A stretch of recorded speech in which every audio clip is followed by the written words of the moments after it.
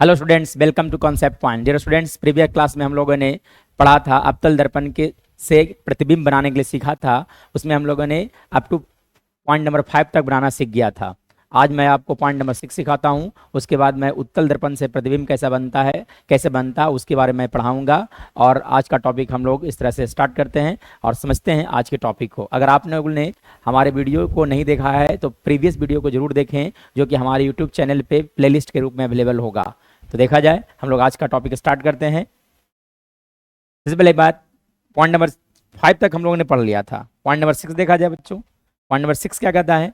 जब वस्तु अनंत पर स्थित है, मतलब अवतल दर्पण के बारे में ही बात चल रहा था अभी तक। मतलब एक वस्तु ऐसी है जो कि अनंत पर स्थित है। जैसे अनंत पर स्थित है, मैं मान लेता हूँ कि सूरज हो गया, वो भी एक अनंत पर वस्तु स्थित है। ये मैं कहता हूँ स्टार्स के बारे में बोला जा सकता है कि वो भी अनंत पे स्थित है। तो जब अनंत पर अगर कोई वस्तु स्थित होंगे तो उसका प्रतिबिंब हम लोग कैसे बनाएंगे, तो उन सभी बातों के है ना, उसके बारे में बात किया जाए। जैसे देखिए, ये डेली लाइफ में अगर मैं बात करूं कि सूर्य का अगर प्रतिबिंब बनाना चाहोगे तो क्या करना है, आपको अवतल दर्पण को है ना बाहर प्रकाश में लेकर जाना है। प्रकाश में लेकर जाओगे तो प्रतिबिंब कैसे बनता है सूर्य का, वो मैं बताने जा रहा हूं अभी। ठीक है, उसके लिए सबसे पहले मैं बना लेता हूं प्रधान अक्ष। ये हो गया आपका प्रधान अक्ष हो गया। हम लोग जानते हैं कि पोल कहा जाता है। ये हो गया फोकस, और ये हो गया आपका वक्रता केंद्र हो गया। और इसके साथ साथ क्या करना है बच्चों कि जब अनंत से किरणें आती है, जब कोई किरण अनंत से आती है तो यह माना जाता है बच्चों कि वो आपस में समांतर होते हैं। पॉइंट टू बी नोटेड, हमने क्या बोला कि अनंत से किरणें आती हैं उसे समांतर माना जाता है। मैंने कि सूर्य से जो प्रकाश हमारे धरती पर आता है उसे हम लोग समांतर मानकर चलेंगे। यानी कि इस दर्पण पर भी जो आपतित किरण होंगे वो अनंत से आ रहे हैं, इसीलिए कहा जा सकता है कि जो किरण अनंत से आ रहे हैं वो कैसा होगा, आप कहा जा सकता है कि समांतर होंगे। यानी कि मैं एक किरण लेता हूं, एक समांतर किरण हो गए जो मुख अक्ष के समांतर हैं। चलिए अगला एक और मैं किरण लेता हूं, एक और किरण लिया जाए, एक और किरण ले लेता हूं, ये भी जो है वो मुख अक्ष के समांतर किरण आपतित हैं। तो हम लोग पढ़े हैं कि अगर आपतित किरण मुख अक्ष के समांतर अवतल दर्पण पर आपतित होती है तो परावर्तन के बाद वह फोकस होकर गुजर जाती है। मतलब यह कहा जा सकता है कि जो परावर्तित किरण है वो फोकस होकर गुजरने वाला है। तो मैं बनाता हूं फोकस से होकर गुजरना है। ये देखिए, परावर्तित किरण जो है वो फोकस से होकर गुजरने वाला है। ठीक है, थोड़ा सा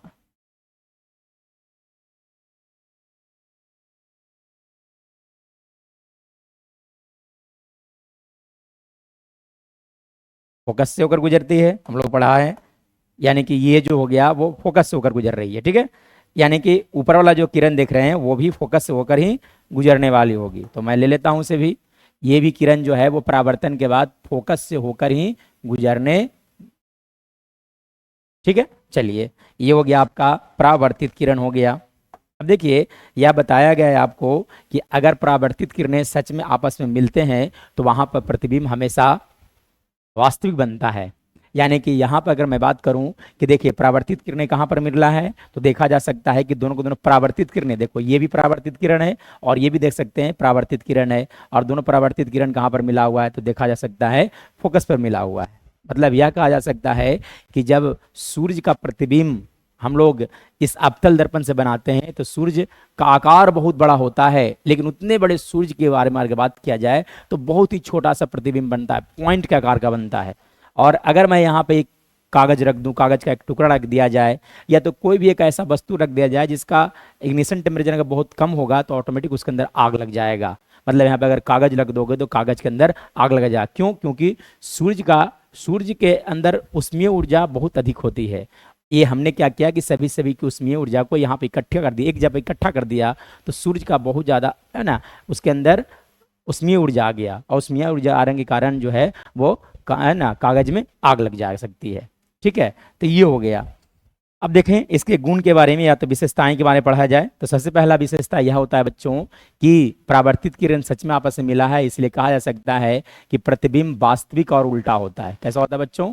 वास्तविक और उल्टा होता है। वास्तविक और उल्टा होता है, उल्टा के लिए सोचना नहीं है ना। आपका वास्तविक प्रतिबिंब हमेशा उल्टा ही होता है, ठीक है। पॉइंट नंबर 2 की अगर बात किया जाए बच्चों, तो पॉइंट नंबर 2 में देखा जाए प्रतिबिंब का आकार के बारे में बात किया जाए, तो प्रतिबिंब का आकार बिंदु के आकार का होता है। कहा जा सकता है कि प्रतिबिंब का आकार, सोच के देखिए कि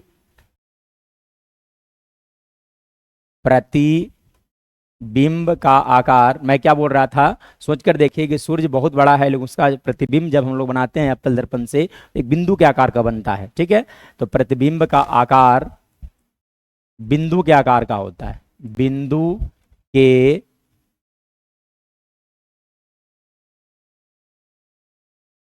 का आकार बिंदु के आकार का होता है, बिंदु के आकार का होता है।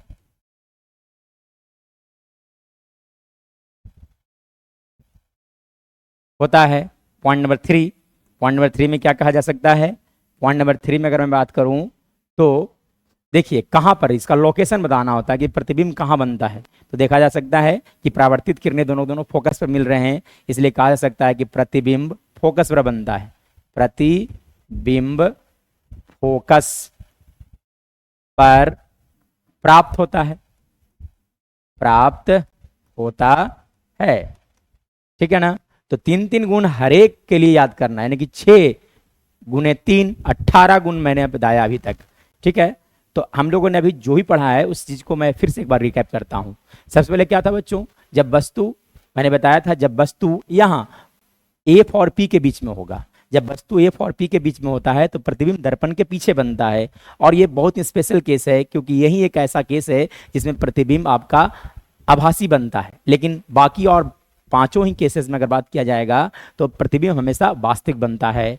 तो जब पोल और फोकस के बीच में, ध्रुव और फोकस के बीच में वस्तु था, उसका प्रतिबिंब हम लोगों ने देखा कि कहाँ बनता है, कहाँ बनेगा, वो दर्पण के पीछे बनता है। उसके बाद हम लोगों ने क्या किया था कि वस्तु को फोकस पे रखा था, कहाँ रखा था बच्चों, फोकस पे रखा गया था। तो जब फोकस पे रखा गया था तो उसका प्रतिबिंब कहाँ बना था, अनंत पर। कहाँ बनता है, अनंत पर। यानी कि पॉइंट नंबर 2 जो हमने बताया और ये पॉइंट नंबर 6 जो है एक दूसरे का उल्टा है। क्यों, क्योंकि मैं पहले वस्तु को फोकस पे रखा तो उसका प्रतिबिंब अनंत पर बना था, वस्तु फोकस पर तो प्रतिबिंब बना अनंत पर। इस वाला में देखा या 6 नंबर पॉइंट में कि जब वस्तु अनंत पर तो उसका प्रतिबिंब बना फोकस पर, यानी कि एक दूसरे का उल्टा है। उसके बाद हमने क्या बताया, जब वस्तु सी और एफ के बीच में रखा जाता है, वक्रता केंद्र और फोकस के बीच में रखा जाता है, तो उसका प्रतिबिंब सी के बाहर बनता है। फिर से मैं बोलता हूं, जब सी और एफ के बीच में होगा तो प्रतिबिंब सी के बाहर बनेगा।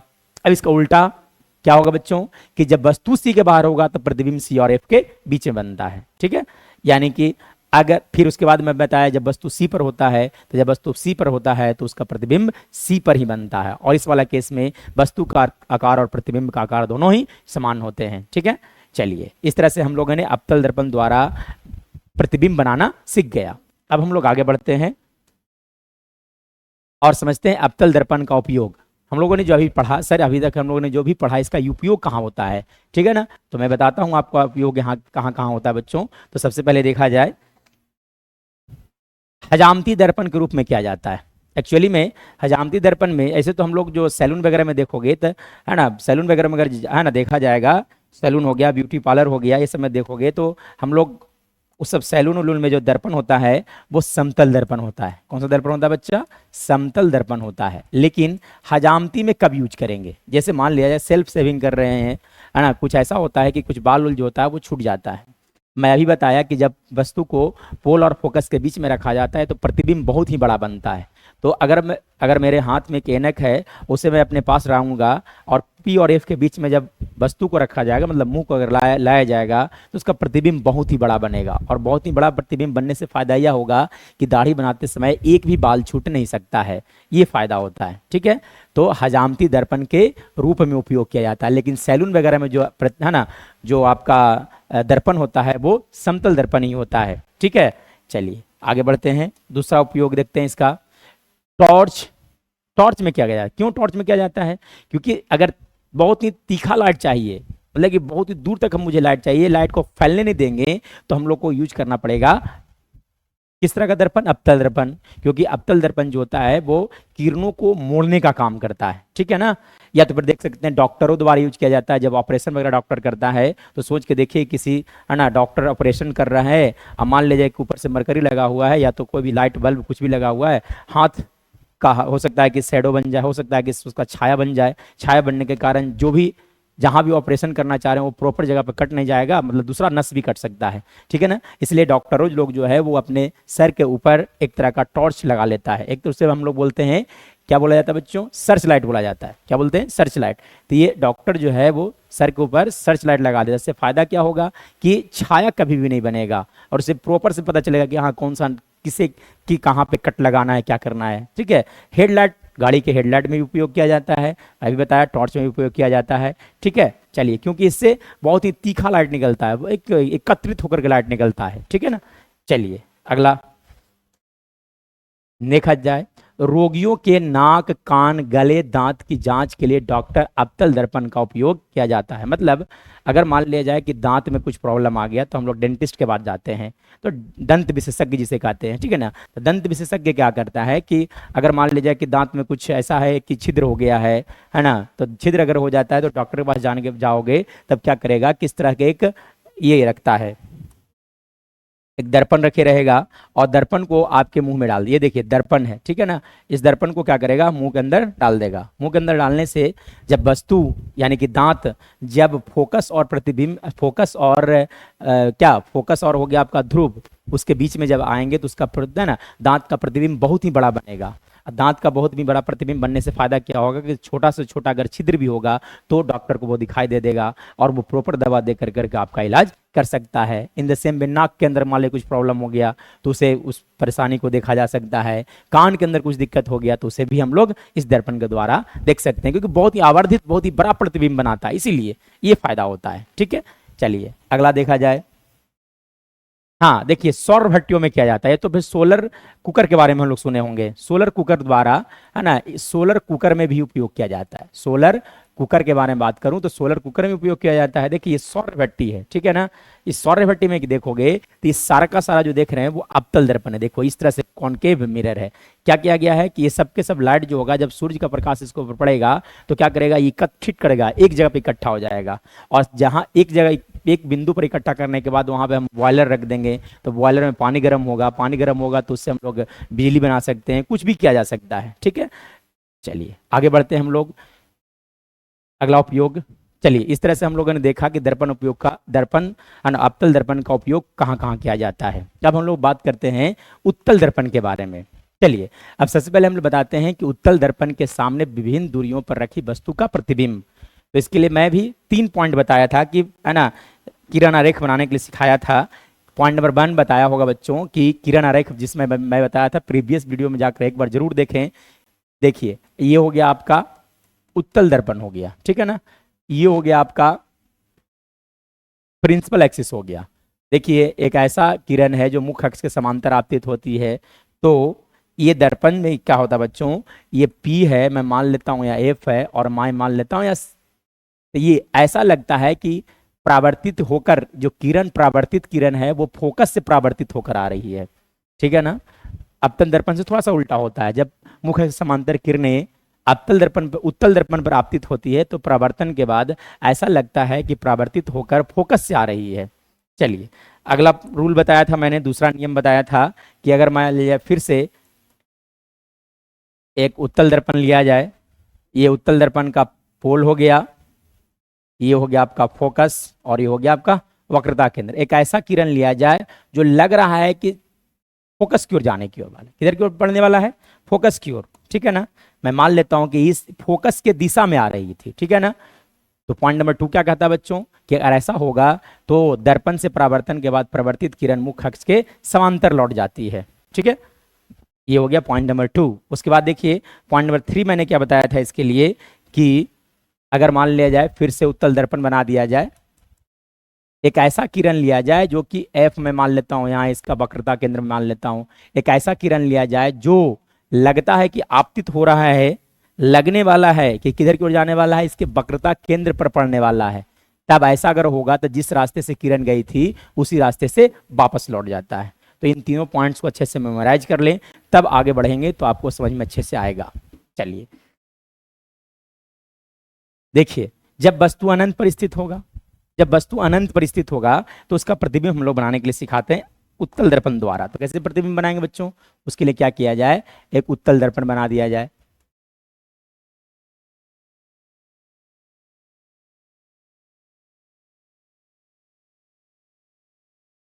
बी हो गया, एफ है, और ये देखिए सी है, ठीक है ना। एक ऐसा किरण लिया जाए जो मुख्य अक्ष के समांतर आपतित हो। तो मुख्य अक्ष से समांतर आपतित किरणें हम लोग जानते हैं कि ऐसा लगता है कि परावर्तित होकर फोकस से आ रही है।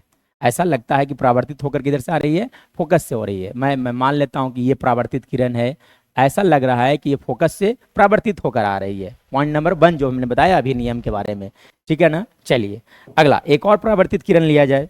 चलिए मैं मान लेता हूं कि ये एक परावर्तित किरण है जो मुख्य अक्ष के समांतर आपतित हुई। तो मुख्य अक्ष समांतर जब आपतित होती है तो उत्तल दर्पण से परावर्तन के बाद ऐसा लगता है कि परावर्तित किरणें किधर से आ रही है, फोकस से परावर्तित से होकर आ रही है। मतलब अगर बात किया जाए तो ये परावर्तित किरण ऐसा लगेगा कि फोकस से परावर्तित होकर आ रही है, ठीक है। अब ये देखो, जब इन दोनों परावर्तित किरणों को पीछे को बढ़ाएंगे तो प्रतिबिंब कहाँ बन रहा है, देखा जाए फोकस पर बनता है, ठीक है। ऐसा इसलिए कह रहा हूं क्योंकि इसमें देखोगे तो ऐसा लगेगा कि दोनों को दोनों किरणें जो हैं किसी एक बिंदु से परावर्तित होकर आ रही है, और जिस बिंदु से परावर्तित होकर आएगी उसी बिंदु पर उस वस्तु का प्रतिबिंब बनेगा, ठीक है।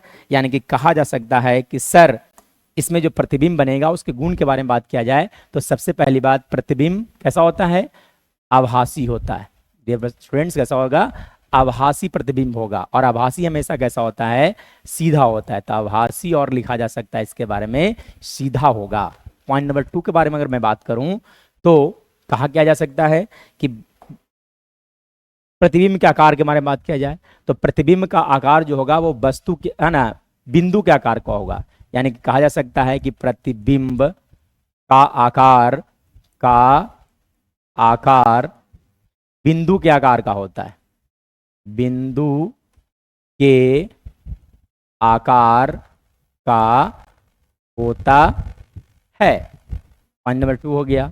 पॉइंट नंबर 3 अगर देखा जाए बच्चों तो इसके बारे में क्या कहा जा सकता है, पॉइंट नंबर 3 में कहा जा सकता है कि प्रतिबिंब कहाँ बना, तो प्रतिबिंब बनता है फोकस पर। यानी कि लिखा जा सकता है कि प्रतिबिंब फोकस पर प्राप्त होते हैं। यानी कि लिखा जा सकता है कि प्रतिबिंब फोकस पर बनता है, फोकस पर बनता है। बस 3 गुण हो गए। हर एक पॉइंट्स में 3 गुण ही लिखना है, ठीक है ना। तो पहला बात हमने क्या बताया कि प्रतिबिंब का प्रकृति कैसा होता है, तो प्रतिबिंब आभासी होता है। क्यों आभासी होता है, क्योंकि सच में परावर्तित किरणें मिलने के बाद नहीं बन रहा है, ऐसा लग रहा है किसी बिंदु से परावर्तित होकर आ रही है, इसलिए यहाँ पे प्रतिबिंब हमेशा आभासी होगा। फिर हमने क्या बताया इसके गुण के बारे में, तो दूसरा गुण अगर देखा जाए तो है ना, बिंदु के आकार, प्रतिबिंब जो होता है वो किस तरह का होगा, बिंदु के आकार होगा, और प्रतिबिंब जो होगा वो फोकस पर प्राप्त होता है। ये हो गया। अगला देखा जाए, जब वस्तु अनंत और ध्रुव के बीच में कहीं भी स्थित हो, यानी कि अवतल दर्पण के लिए सिर्फ और सिर्फ 2 ही लोकेशंस के बारे में पढ़ना होता है। जब मैं मान लेता हूं कि वस्तु अनंत और ध्रुव के बीच में कहीं भी स्थित होगा, कहीं भी लिख दिया जाए, ABCD कहीं भी हो, तो फिर से एक अवतल दर्पण पहले बनाया जाए। सिर्फ और सिर्फ 2 ही पोजिशंस के लिए पढ़ने होते हैं। अवतल दर्पण सॉरी उत्तल दर्पण एक बनाया जाए, तो मैं एक उत्तल दर्पण बना देता हूँ, ठीक है।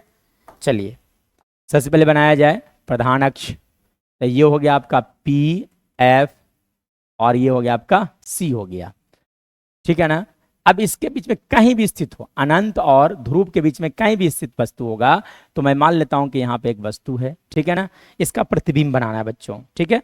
तो प्रतिबिंब बनाने के लिए मैं क्या करूंगा कि एक ऐसा किरण लिया जाए जो मुख्य अक्ष के समांतर आपतित हो। तो मैं एक ऐसा किरण लेता हूं जो मुख्य अक्ष के समांतर आपतित हो। तो देखिए ये किरण एक ऐसा है जो मुख्य अक्ष के समांतर आपतित हुए। तो हम लोगों ने पढ़ा है कि अगर ऐसा होगा तो ऐसा लगेगा कि परावर्तित किरण फोकस से होकर आ रही है। किधर से होकर आ रही है, ऐसा महसूस होगा कि परावर्तित किरण फोकस से होकर आ रही है। तो मैं मान लेता हूं कि ये परावर्तित किरण जो है वो ऐसा महसूस होगा कि फोकस से परावर्तित होकर आ रही है, ठीक है ना। यानी कि ये किरण जो देख रहे हैं वो ऊपर की ओर इस तरह चला गया। ठीक है, चलिए ये हो गया आपका परावर्तित किरण हो गया। ठीक है ना, चलिए आगे देखा जाए। एक और किरण लिया जाए जो कि इसके किधर की ओर जा रही होगी। मैं मान लेता हूं कि एक ऐसा किरण लिया जाए जो कि इसके फोकस के, देखिए एक समांतर किरण हो गई। ठीक है ना, तो कहां से महसूस हुआ, कहां से आ रही है, यहां से। अब मैं एक ऐसा किरण लेता हूं जो ऐसा महसूस होगा कि जो इसके वक्रता केंद्र की ओर जा रही है। किधर की ओर जा रही है, वक्रता केंद्र की ओर। ठीक है, तो मैं एक ऐसा किरण लेता हूं जो कि इसके वक्रता केंद्र पर जा रही होगी। ठीक है ना, तो वक्रता केंद्र के दिशा में आपतित किरण एक लिया जाए। ठीक है, तो मैं एक ऐसा किरण लेता हूं जो इसके वक्रता केंद्र के दिशा में आपतित हो रही है। ठीक है ना, तो परावर्तन है ना, तो पहले लिया जाए किरण को। कैसा किरण होने वाला है, देखिए एक ऐसा किरण लिया गया है जो कि इसके वक्रता केंद्र के दिशा में आपतित हो रही है। ठीक है, तो ऐसा होगा, तो हम लोगों ने पढ़ा है कि अगर ऐसा होगा तो जिस रास्ते से किरण गया है उसी रास्ते से वापस अभी आ जाते हैं। ठीक है ना, तो देखिए ये आपतित किरण और ये हो गया प्रवर्तित किरण। आपतित किरण और प्रवर्तित किरण दोनों एक ही होते हैं। ठीक है ना, यानी कि अगर देखा जाए तो इस वस्तु का प्रतिबिंब अगर देखोगे तो कहाँ बना हुआ है, तो वस्तु का प्रतिबिंब अगर देखा जाएगा तो इस वस्तु का प्रतिबिंब यहाँ बना हुआ है। ठीक है ना, इस तरह से बना हुआ है। ठीक है, अगर ये ए है ये बी है तो ए डैश और ये क्या हो जाएगा बी डैश हो जाएगा। ठीक है ना, यानी कि देखा जा सकता है कि उत्तल दर्पण द्वारा जो प्रतिबिंब बना उसके, है ना, जब अनंत और वस्तु फोकस के ध्रुव के बीच में कहीं भी होगा तो उसके गुण के बारे में अगर लिखा जाएगा तो सबसे पहली बात कि परावर्तित किरणें सच में मिल नहीं रही है, बल्कि ऐसा प्रतीत हो रहा है कि मिलने को है या तो किसी बिंदु से परावर्तित होकर आ रही है। और तब भी इस तरह का प्रतिबिंब बनता है तो उसे हम लोग बोलते हैं आभासी प्रतिबिंब। यानी कैसा हो गया बच्चों, आभासी, और कहा जा सकता है आपका आभासी प्रतिबिंब हमेशा सीधा होता है, इसलिए कहा जा सकता है आभासी और सीधा बोला जा सकता है। ठीक है, पॉइंट नंबर 2 में अगर बात किया जाए तो पार्ट नंबर 2 बताता हूं। दूसरा पॉइंट अगर देखा जाए बच्चों तो दूसरा पॉइंट यह है, कहा जा सकता है कि प्रतिबिंब का आकार वस्तु के आकार से छोटा होता है। प्रतिबिंब का आकार वस्तु के आकार से छोटा होता है, वस्तु के आकार से छोटा होता है। जैसे कि यहां पर देखा जा सकता है कि देखो वस्तु इतना बड़ा है तो प्रतिबिंब जो बना वो इतना छोटा सा बन रहा है। ठीक है ना, तो प्रतिबिंब का आकार वस्तु के आकार से बहुत ही छोटा होते हैं। ठीक है ना, पॉइंट नंबर 3 कहा जा सकता है कि प्रतिबिंब कहाँ बनता है, तो ये देखिए अवतल दर्पण वाली बात नहीं है, इसमें प्रतिबिंब हमेशा पोल और फोकस के बीच में ही बनेगा। ठीक है ना, यानी कि कहा जा सकता है कि प्रतिबिंब के बारे में अगर बात किया जाए, प्रतिबिंब फोकस और ध्रुव के बीच बनता है। ठीक है, चलिए तो ये 3 पॉइंट्स हो गए। फिर से, जब वस्तु अनंत और ध्रुव के बीच में होगा तो उत्तल दर्पण के सामने किसी पोजीशन पे रख दीजिए, अनंत से लेकर के किसी बिंदु तक रख दोगे उत्तल दर्पण के सामने, तो उस वस्तु का प्रतिबिंब हमेशा पोल और फोकस के बीच में ही बनेगा। ठीक है, दूसरी बात अगर मैं बात करूं तो प्रतिबिंब का नेचर कैसा होगा, तो प्रतिबिंब आभासी होता है और साथ साथ प्रतिबिंब का आकार जो होगा वो वस्तु के आकार से छोटा होगा। अब देखिए ये जो है इस प्रतिबिंब को देखने के लिए हमें पर्दा की जरूरत नहीं होगा, बल्कि इस तरह के प्रतिबिंब को सच में देखा जा सकता है। जैसे गाड़ी का जो साइड व्यू मिरर होता है उसमें अगर देखोगे तो यही मिरर लगा होता है, उत्तल दर्पण ही लगा होता है। क्यों लगाते हैं समझते हैं थोड़ा देर के अंदर। ठीक है, तो सबसे पहले हम देखते हैं अब इसका, ये देखिए उत्तल दर्पण का उपयोग।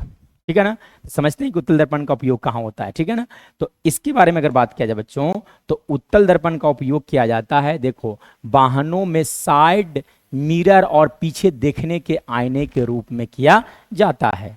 पीछे गाड़ी अगर पीछे आ रही है तो उसे देखने के लिए हम लोग यूज करते हैं उत्तल दर्पण। ये कौन सा दर्पण होता है बच्चों, गाड़ी वगैरह में जो लगा रहता है साइड व्यू देखने के लिए वो उत्तल दर्पण होता है। अब सर इसे क्यों यूज करते हैं, क्या अवतल दर्पण नहीं यूज किया जा सकता है? अवतल दर्पण तो यूज कर ही नहीं सकते हैं। ठीक है ना, क्योंकि उसके प्रतिबिंब को देखने के लिए पर्दे की जरूरत होगी। लेकिन इसमें अगर हम बात करें, ये देखिए अभी अभी मैं बताया कि प्रतिबिंब हमेशा पोलर फोकस के बीच में बनता है। मतलब अगर मान लिया जाए गाड़ी रोड पर चल रही है, पीछे वाला गाड़ी को अगर देखना है, अगर मान लिया जाए कि यहाँ पर हम लोग समतल दर्पण लगा देते, क्या लगा देते बच्चों, समतल दर्पण अगर लग जाता, यहाँ अगर समतल दर्पण लगता तो क्या होता कि पीछे में किसी एक गाड़ी का प्रतिबिंब बनता, उसके बाद समतल दर्पण में जगह ही नहीं बचता दूसरा प्रतिबिंब बनने के लिए। लेकिन जब हम लोग ये इस तरह का दर्पण, उत्तल दर्पण उपयोग करते हैं, तो हर एक वस्तु का प्रतिबिंब पोल और फोकस के बीच में ही बनता है। यानी कि वस्तु अगर अनंत तक भी होगा, बहुत दूर तक भी अगर वस्तु होगा, तो उन सभी वस्तुओं का प्रतिबिंब पोल और फोकस के बीच में ही बनकर बन सकता है। और जो वस्तु बनता, जो प्रतिबिंब बनता है, उसका आकार बहुत ही छोटा होता है, ट्रक बहुत बड़ा बड़ा होता है। लेकिन अगर समतल दर्पण रखोगे तो क्या होगा कि ट्रक का बहुत बड़ा बड़ा प्रतिबिंब बना देगा, और एक प्रतिबिंब बनेगा, उसके बाद पिछले ट्रक का प्रतिबिंब बनेगा ही नहीं बनेगा। लेकिन अगर इसका हम यूज करेंगे तो छोटा छोटा छोटा छोटा कर करके बहुत दूर तक के प्रतिबिंब बना सकता है। इसीलिए हम लोग गाड़ी के जो साइड व्यू मिरर होता है, उसमें हम लोग उत्तल दर्पण का उपयोग करते हैं। ठीक है, चलिए, ये था है ना, दोनों प्रतिबिंब के द्वारा, दोनों तरह के दर्पणों द्वारा प्रतिबिंब बनाने के लिए मैंने सिखाया। अब मैं अगले वीडियो में मिलूंगा और मैं बताऊंगा आपको कि दर्पण सूत्र के बारे में बताऊंगा, आवर्धन के बारे में बताऊंगा, और उससे रिलेटेड कुछ क्वेश्चंस वगैरह हम लोग देखेंगे। तो आज के लिए हम लोग यहीं पे रुकते हैं, हम लोग मिलेंगे अगले वीडियो में। That's all for today dear students.